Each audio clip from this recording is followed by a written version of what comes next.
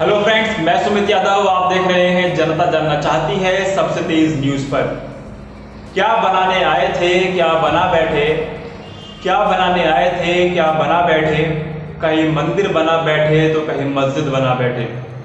हमसे तो अच्छी जात है उन परिंदों की, कभी मस्जिद पर जा बैठे तो कभी मंदिर पर जा बैठे। ये शेर और आज की हेडलाइन, आज का थंबनेल आप सभी लोगों ने पढ़ लिया होगा।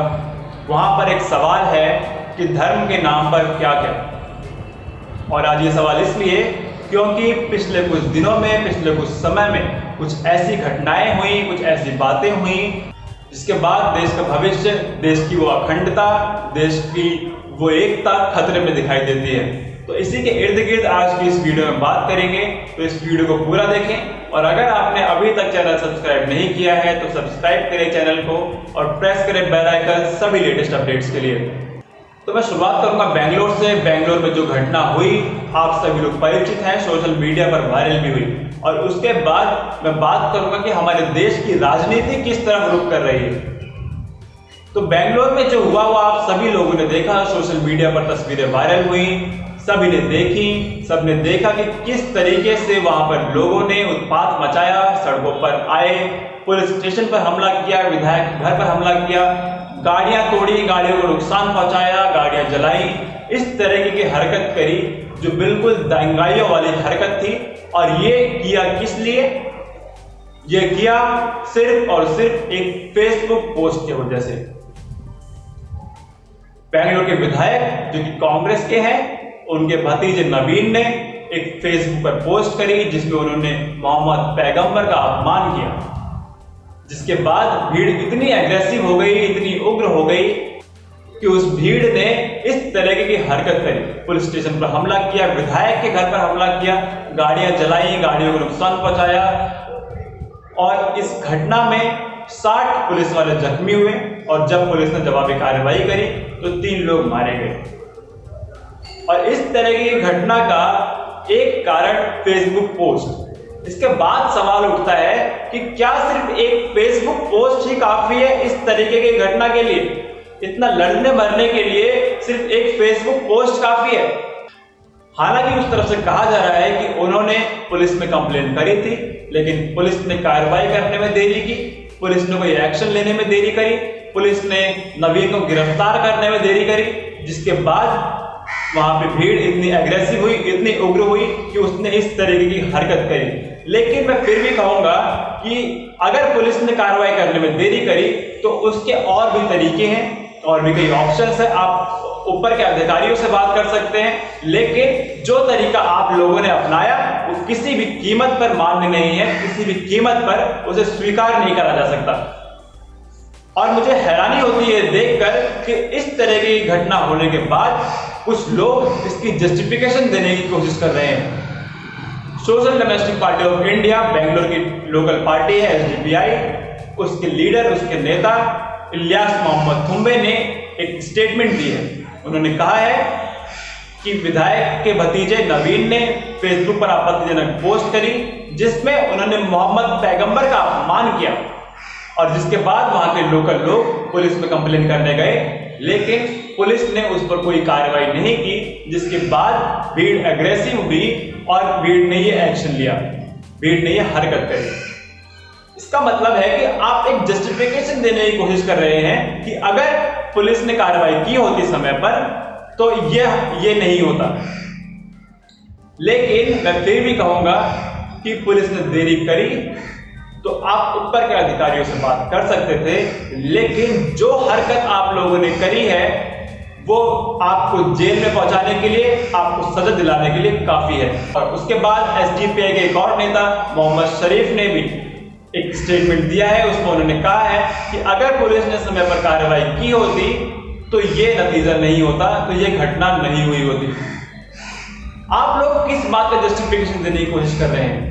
क्योंकि मुझे नहीं लगता कि एक फेसबुक पोस्ट काफी है इस तरह की घटना के लिए, और वो भी मोहम्मद पैगंबर या हमारे ईश्वर के लिए। किसी इंसान की क्या हैसियत, किसी इंसान की क्या औकात कि वो हमारे भगवान की, हमारे अल्लाह की, हमारे ईसा मसीह या फिर हम जिसको भी मानते हैं उसका अपमान कर दे?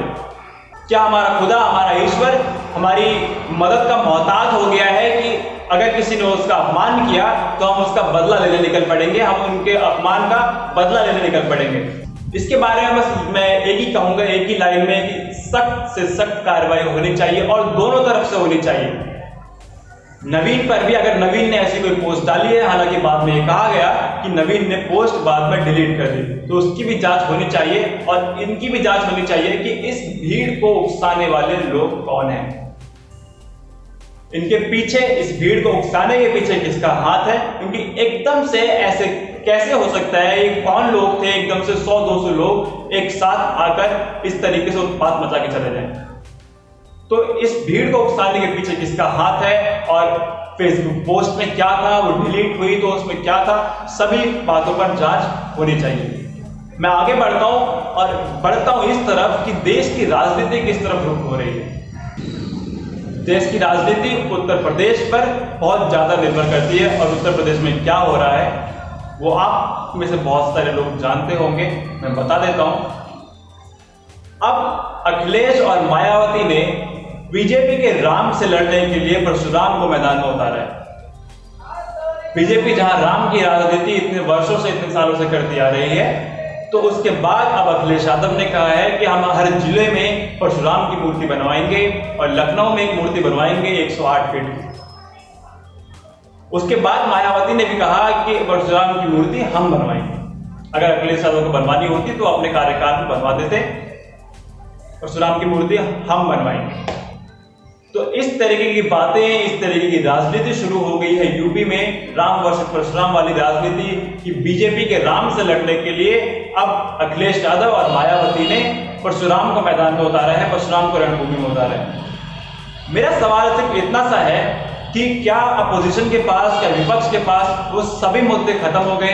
क्या इस देश में, क्या उत्तर प्रदेश में कोई विकास का मुद्दा नहीं रह गया है? क्या बिजली, सड़क, पानी का मुद्दा नहीं रह गया है? क्या शिक्षा, स्वास्थ्य का मुद्दा नहीं रह गया है?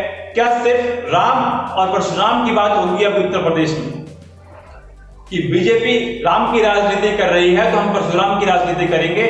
और इससे ये एक कोशिश की जा रही है कि हम ब्राह्मणों के वोट हासिल कर सकते हैं, क्योंकि पिछली बार ये देखा गया कि 80% वोट जो बीजेपी को मिले वो ब्राह्मणों के वोट थे। और अब परशुराम की मूर्ति बनाकर, परशुराम की मूर्ति बनाने का वादा कर ब्राह्मणों के वोट को अपनी तरफ खींचने की कोशिश की जा रही है। लेकिन फिर भी एक सवाल वही है कि क्या सभी मुद्दे खत्म हो गए हैं? क्या अब सिर्फ राम, परशुराम और धर्म और जाति की राजनीति रह गई है? हालांकि जाति की राजनीति उत्तर प्रदेश में काफी पहले से होती आ रही है, लेकिन क्या और मुद्दे बिल्कुल खत्म हो चुके हैं कि अब हम राम से लड़ने के लिए परशुराम को मैदान में उतारें? तो ये कुछ सवाल हैं। तो इस वीडियो के लिए इतना ही। अगर अच्छी लगी तो लाइक करें, सब्सक्राइब करें मेरा चैनल और ज़्यादा खबरों के लिए फॉलो करें मेरे इंस्टाग्राम पेज और फेसबुक पेज। मिलते हैं अगली वीडियो में। खुश रहें, स्वस्थ रहें।